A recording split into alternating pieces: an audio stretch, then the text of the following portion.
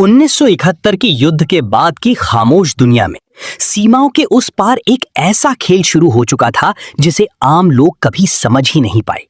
ये कहानी है एक ऐसे आदमी की जो पाकिस्तान की सेना में रेडियो ऑपरेटर था, लेकिन धीरे धीरे भारत की खुफिया एजेंसी रॉ का सबसे भरोसेमंद गुप्त एजेंट बन गया। उसका नाम था आरिफ खान। कराची के एक साधारण परिवार में पैदा हुआ आरिफ बचपन से ही तेज दिमाग का था। रेडियो और संचार उपकरणों में उसकी खास रुचि थी। यही वजह थी कि वो जल्दी ही पाकिस्तान आर्मी के सिग्नल कॉर्प्स में भर्ती हो गया। उसकी जिम्मेदारी थी गुप्त संदेशों को भेजना और दुश्मन की बातचीत को इंटरसेप्ट करना।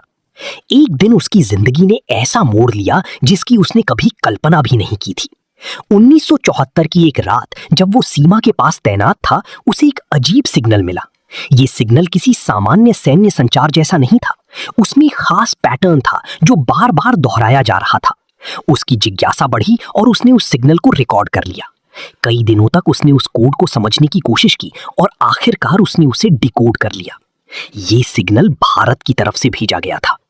आरिफ के सामने अब दो रास्ते थे, या तो वो इस जानकारी को अपने अफसरों को दे दे या फिर खुद इस रहस्य की गहराई तक जाए। उसने दूसरा रास्ता चुना। कुछ दिनों बाद उसी फ्रीक्वेंसी पर उसे फिर से सिग्नल मिला। इस बार उसने जवाब देने का फैसला किया। उसने बहुत सावधानी से एक छोटा सा मैसेज भेजा, मैं तुम्हारा सिग्नल समझ चुका हूं, तुम कौन हो। कई घंटों की खामोशी के बाद जवाब आया, हम वही हैं जिन्हें तुम ढूंढ रहे हो। ये रॉ का पहला संपर्क था। धीरे धीरे दोनों के बीच बातचीत बढ़ने लगी।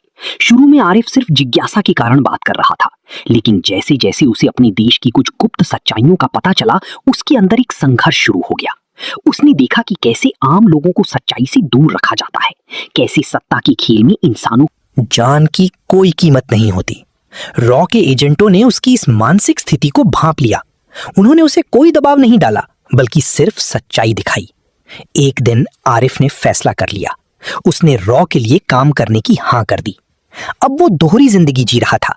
दिन में वो पाकिस्तान आर्मी का एक वफादार रेडियो ऑपरेटर था और रात में वो भारत को बेहद संवेदनशील जानकारी भेजता था। उसकी हर एक गलती उसकी मौत का कारण बन सकती थी। उसका काम आसान नहीं था। उसे हर मैसेज को इतने चालाकी से भेजना होता था कि किसी को शक ना हो। उसने अपने सिस्टम में छोटे छोटे बदलाव किए जिससे वो गुप्त संदेश भेज सके। उसने एक खास कोडिंग तकनीक बनाई जो इतनी जटिल थी कि अगर कोई उसे पकड़ भी ले तो उसे समझना लगभग नामुमकिन था। कई सालों तक वो बिना पकड़े काम करता रहा। उसकी दी हुई जानकारी ने कई बड़े ऑपरेशंस को सफल बनाया, लेकिन हर खेल का एक अंत होता है। 1981 में पाकिस्तान की इंटेलिजेंस एजेंसी को शक होने लगा कि उनके बीच कोई जासूस है। जांच शुरू हुई। हर अधिकारी, हर सिपाही की निगरानी होने लगी।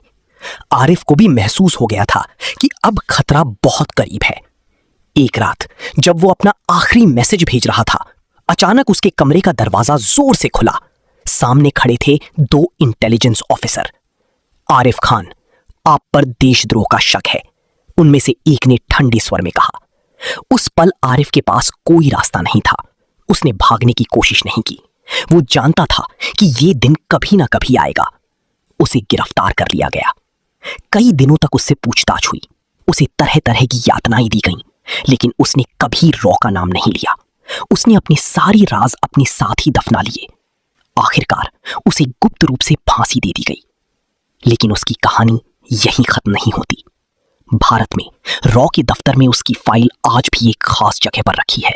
लिखा है, एक ऐसा एजेंट जिसने कभी अपने देश का नाम नहीं बताया, लेकिन दूसरे देश के लिए अपनी जान दे दी। आरिफ खान एक गद्दार था या एक हीरो, ये आज भी एक सवाल है। लेकिन एक बात तय है, वो उस खामोश युद्ध का सबसे बहादुर सिपाही था जो कभी इतिहास की किताबों में नहीं लिखा गया।